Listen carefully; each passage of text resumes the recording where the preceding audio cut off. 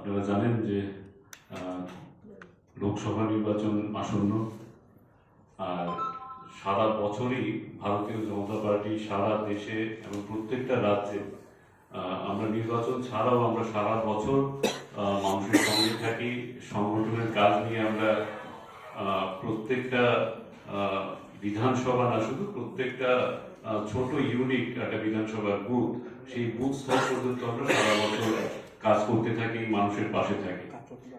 একটা বিশেষ কর্মসূচি যা সারা ভারতবর্ষে সম্পূর্ণ হতে চলছে, সেই কর্মসূচি নিয়েই আপনাদের সামনে আজকে আমরা সাংবাদিক সম্মেলনে বসেছি। আপনারা জানেন যে ভারত তখনই বিকশিত হবে যখন ভারতের গ্রামগুলো বিকশিত হবে।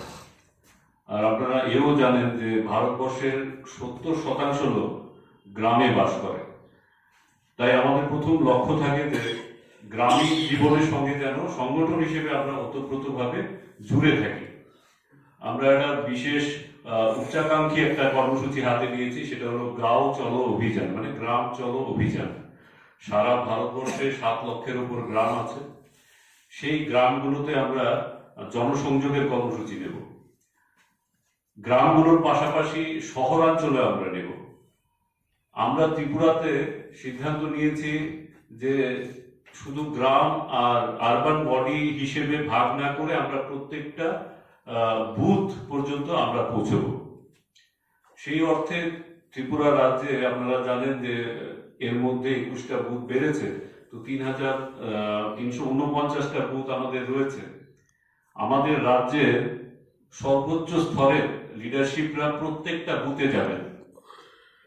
3349টা বুথে 3349 জন সিনিয়র লিডারশিপ একদিনের নিবাসী প্রবাস করবেন। নিবাসী প্রবাস মানে 24 ঘন্টা থেকে ওইখানে জনসংযোগ করবেন।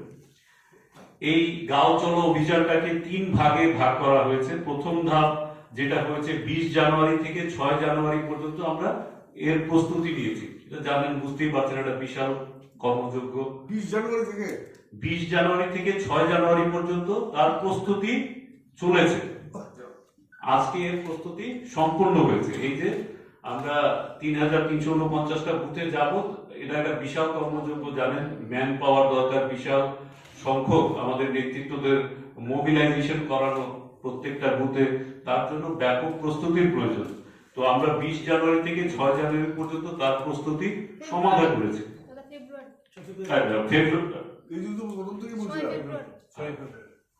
6 ফেব্রুয়ারি পর্যন্ত 6 ফেব্রুয়ারি পর্যন্ত তার প্রস্তুতি চলেছে। তো আজকে 6 ফেব্রুয়ারি প্রস্তুতি সম্পূর্ণ হয়েছে আমাদের। এরপর দ্বিতীয় ধাপ হলো কালকে, মানে 7 তারিখ থেকে আমাদের নিবাসী প্রবাস শুরু হবে। 7 থেকে 11 এই কদিন ধরা হয়েছে এই নিবাসী প্রবাসের জন্য। তো আমরা একদিনের করব, কিন্তু ধাপে ধাপে। হয়তো 7টা যদি একসঙ্গে সম্পূর্ণ করা না যায়, আমরা একের থেকে অধিক দিন নিতে পারি, কিন্তু 11 তারিখ পর্যন্ত ধার্য করা হয়েছে এই প্রবাস শেষ করার। এই প্রবাস শেষ হবে 11 তারিখ। তারপর তৃতীয় ধাপ, আমরা সমীক্ষা বৈঠক করব 14 ফেব্রুয়ারি। এই সারা ত্রিপুরা রাজ্যের প্রত্যেকটা বুথে আমাদের দলীয় নেতৃত্বরা যাবেন। ওইখানে প্রত্যক্ষ ভাবে যেই স্থিতিগুলো রয়েছে সাংগঠনিক দৃষ্টিতে এবং সামাজিক দৃষ্টিতে এবং সরকারি ব্যবস্থাপনার দৃষ্টিতে এক একটা বুথ কি স্থিতিতে রয়েছে তার একটা সমীক্ষা বৈঠক হবে 14 তারিখ। তো এখানে আমাদের যেমন শীর্ষস্থানীয় যারা নেতৃত্বরা রয়েছেন, মাননীয় মুখ্যমন্ত্রী থেকে শুরু করে আমাদের প্রদেশ সভাপতি এবং অন্যান্য মন্ত্রীরা, প্রদেশ যারা অফিস বেয়ারার রয়েছেন, ওনারাও বিভিন্ন বিধানসভায় বিভিন্ন বুথে যাবেন। যেমন আমাদের মাননীয় মুখ্যমন্ত্রী প্রফেসর ডক্টর মানিক সাহা, উনি সুরমা বিধানসভায় যাবেন। সুরমা বিধানসভার কোনো একটা বুথে, নির্দিষ্ট কোনো একটা বুথে উনি সারাদিনের, মানে 24 ঘন্টা উনি প্রবাস করবেন। এই প্রবাসে কর্মসূচি আমরা পালন করব প্রত্যেকটা লিডারশিপে। তা মোটামুটি আমি আপনাদের বুলেট পয়েন্টস বলে দিচ্ছি। বুথ কমিটিগুলোকে নিয়ে সভা করবেন, ভোটার তালিকা পরিদর্শন করবেন, নতুন ভোটারদের সঙ্গে মিলিত হবেন। বুথ এলাকায় যারা বিশিষ্ট জনেরা রয়েছেন, সে বিশিষ্ট শিক্ষক হতে পারেন, মেরিটোরিয়াস স্টুডেন্টরা হতে পারেন, সেখানে কোনো এনজিওতে যারা কাজ করেন বা এনজিও যারা চালান বা বিভিন্ন সমাজসেবামূলক কাজ করেন বিশিষ্ট ব্যক্তিবর্গের সঙ্গে ওনারা দেখা করবেন।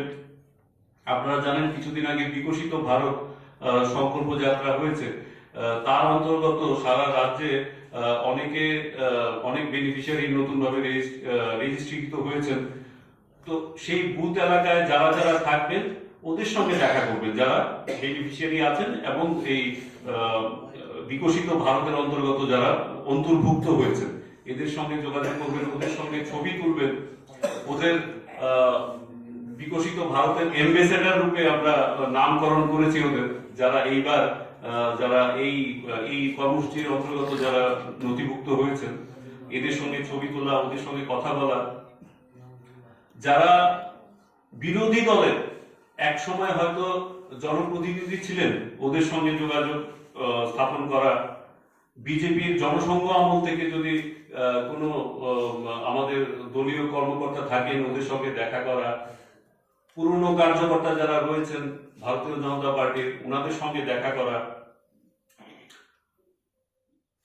বিশিষ্ট যুবা যাদের আইকন বলা যায়, প্রত্যেকটা বিধানসভায় প্রত্যেকটা গ্রাম অঞ্চলের প্রত্যেকটা বুথে এমন কিছু কিছু ব্যক্তিত্ব থাকে যাদের ওই সমাজের মানুষ যুব আইকন হিসেবে দেখেন, এদের সঙ্গে যোগাযোগ করা। বিশিষ্ট ব্যবসায়ীদের সঙ্গে যোগাযোগ করা, ধর্মীয় স্থানগুলো পরিদর্শন করা, প্রবীণ মুক্তিযোদ্ধা, তারপর যারা শহীদ যদি থাকেন কোনো পরিবার ওদের সঙ্গে যোগাযোগ করা।